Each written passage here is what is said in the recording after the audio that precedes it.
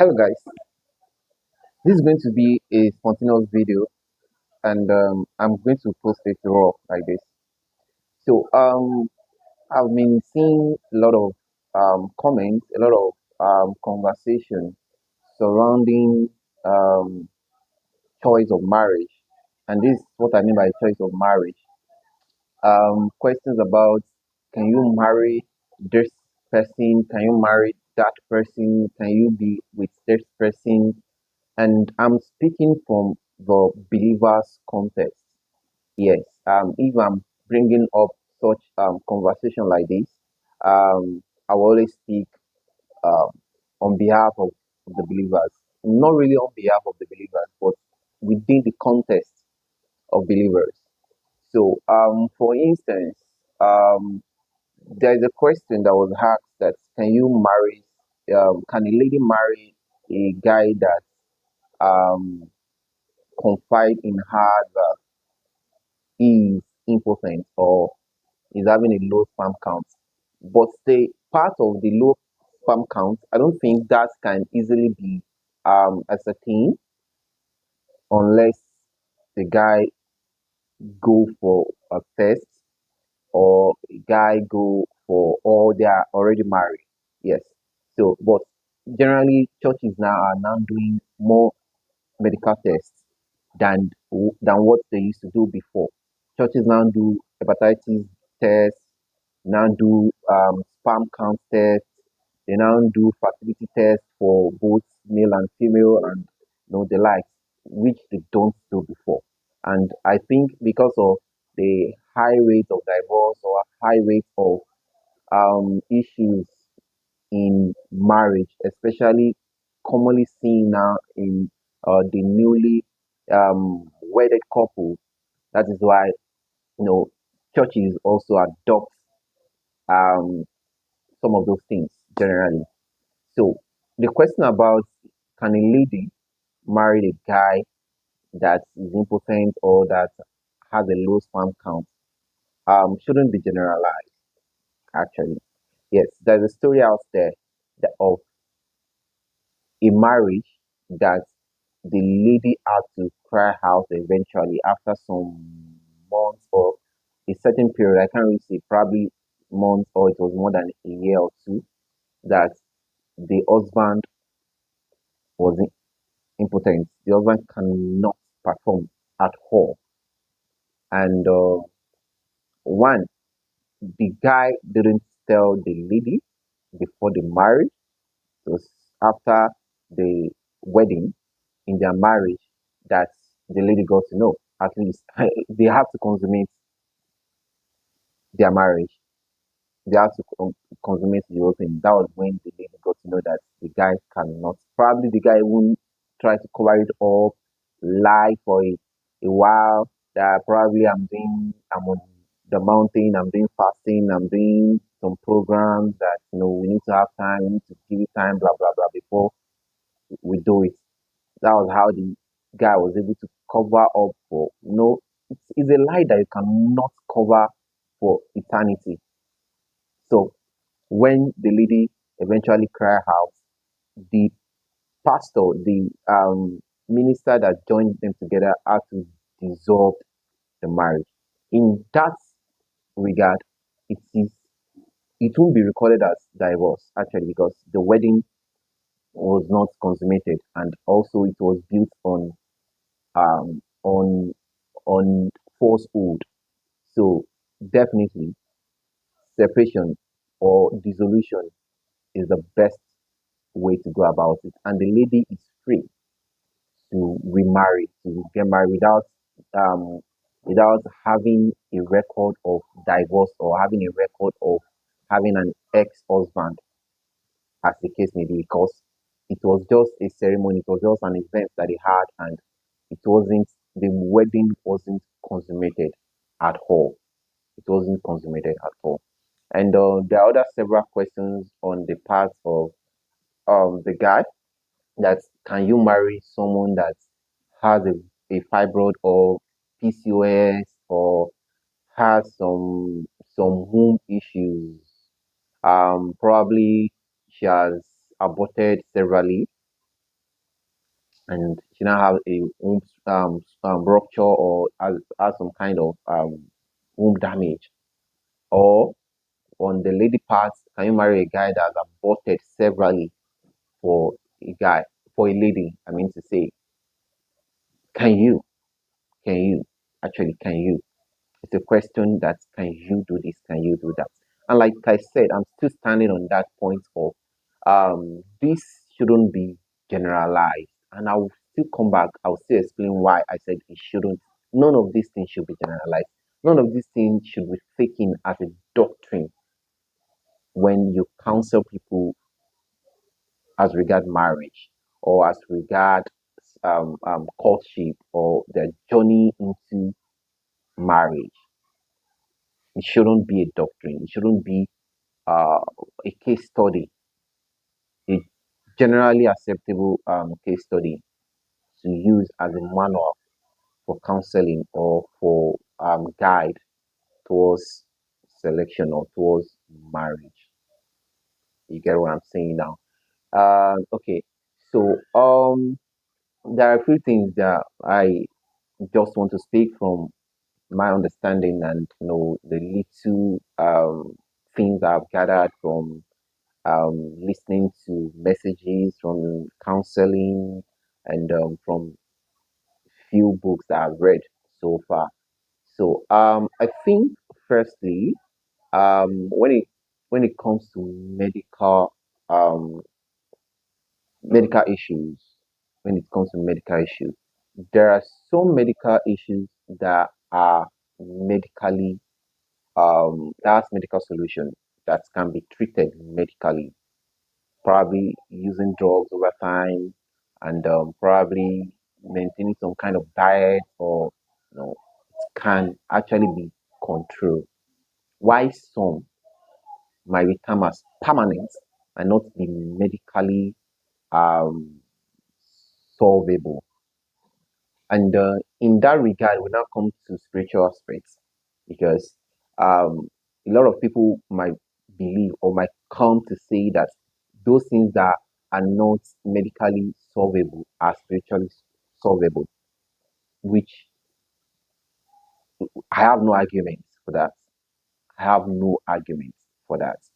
And because I believe in miracle, I believe in healings, I believe in God transforming organs, God transforming the entire blood type or whatever organs of the body. I've seen that happen. I've heard it. I've read it in books, and I know God can do that. But can we base our judgment or our counsel on the fact that God does that and God can do it? So if it is one medical issues that can be treated, can be controlled, can be managed, yes, we can say that fine, you can go ahead and see how through using drugs, through using um, putting some things in place, it can be addressed. Yes, I have a personal example, someone very dear to my heart, very close to me, that for some years now managed the family's issues. Actually, we were first thinking that the issue was spiritual. At a point, we also thought that the issue was from the wife. But as time goes on, during tests, having series of tests, we discovered that the husband was the one that had a poor sperm count, and we're trusting God, praying, and believing God to change the condition. So it took time before that was discovered because proper medical checkup wasn't done at the right time. But when it was discovered and we started managing it medically, to God be the glory. God answered the prayers. That was treated, that was addressed medically. Yeah, with some spiritual medicine too, by prayers and because we believe that everything requires prayers. That was managed. That was being able to God answer their prayer. That's the summary of what I'm trying to say. Whereas we can see some issues that we should not be risked at all. Will I say blood type or genotype? Will I say AS marrying AS or AA marrying SS? That is medically advisable that you can get married, or we can trust the spiritual healing to happen. Yes, it has happened before and it will continue to happen where we see genotype change miraculously. Yes, it has happened. We have examples. We have people that we can mention, that we can refer you to, just to speak to or to confirm from. But I am always being very careful on telling people to risk this. Yes, if you are not personally convinced that this person is who God instructed you or God wants you to get married to, please do not try it.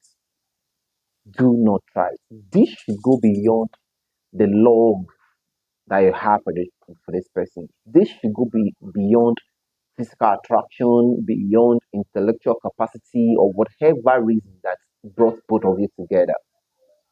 Whatever brought both of you together, in as much as it's not your conviction about God telling you that this is the person and you must marry the person. Once you discover that medical aspect, I would advise breakup. I would advise separation. A broken courtship, thousands of broken courtship is better than one broken marriage. Yes. And I will not want you to start bringing forth offspring into problem. Yes, you are causing trauma, you are causing problem to the children that you brought into the world that eventually become a sickler, and it will also be a burden on you financially, emotionally, in all aspects. It will affect your work, it will affect your career, it will affect even your spiritual standing. So it is better not to even venture into it at all than you now believing that we can manage it. They say that there is a way AS and AS can copulate and they will not give birth to SS, and they probably the husband will donate A and the wife will either donate the A or the S, and they can give birth to AS, or those things are fallacy that we should not even dare at all. We should not dare at all. I am not ruling out the fact that if you are 100% convinced with some spiritual guidance, with some checkmate, with some approval, yes, with some spiritual covering, approval, and all of those things, guidance, counseling, confirmation, yes, you can go ahead. And it shouldn't even be critical, a very critical point, whereas you have to put your faith in test like regularly. You have to subject yourself into unnecessary stress. Please don't let anybody deceive you, and don't deceive yourself too. Before you go into any deep relationship with anybody, try and know their status, their health status, medical status. Try to know their blood group, their genotype. There's one thing they call resource factor also, that even if you are good um, by genotype, you are good even by the resource factor too. Also should, though that one can is very easy to manage, to maintain, but you should know all of these things. You should know all of these things, because part of the consequence is miscarriage, which we need to we need to educate ourselves. We need to educate one another properly, medically, even spiritually, and all other aspects. Please, please, please. We have seen enough. We have seen enough people, languishing in health issues, putting themselves into avoidable problems, things that they could have avoided before it goes deep. So please, I've you know say my mind out. You know, like from my view, from my understanding, I've been able to speak to us. If there's anyone out there that is still having issues, I've dealt with a lot of several matters before. A lady was even telling me that, well, I love him. I think this is your love. This is when the reality show feels like this, the love you have for him won't suffice any longer. It won't suffice any longer. So please use your head. Be wise. Be wise. Even God's will. If you are talking about God's will, it's not bounded. It's not restricted to one person. Let me leave that. I pray the Lord will help us and the Lord will grant us wisdom. I will not make mistake. Shalom.